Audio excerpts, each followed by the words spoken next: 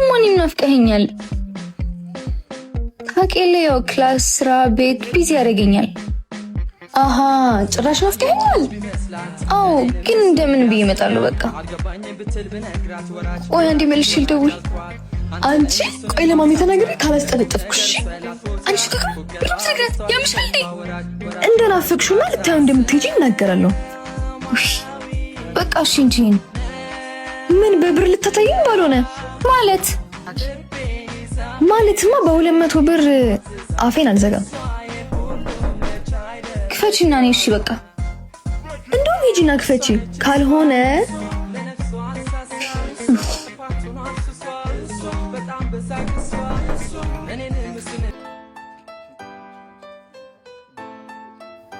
አባት ውይ ይቅርታ፣ ሀሳብ ውስጥ ገብቼ እኮ ነው። ችግር የለውም። ምን ነበር? ካያለ እንዴ?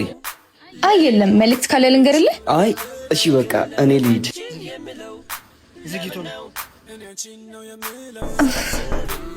ደግሞ ማን ነው? ይቅርታ ድጋሚ መጣሁ አይደል? ችግር የለውም። ምን ነው? ቆንጆ እንደሆንሽ ሳለምሽ አልሄድም ብዬ ነው። እውነት? አጭሪው በሉ እናንተ አውሩ። እሺ የት አባ ሄደህ ነው? ምን ነው ደውለህ መጠየቅ ትችላል ነበር እንዴ? አክ ስልኬ ዘግቷል፣ ለዛ ነው። በልና ንግባ እባክህ፣ በዛውም ቤት እናያታለን።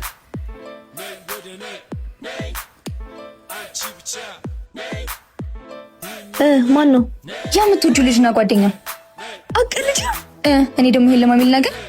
እሺ በቃ እሺ። እንዴት ናችሁ? ደህና። በቃ ልሄድ ነኝ። የታባሽ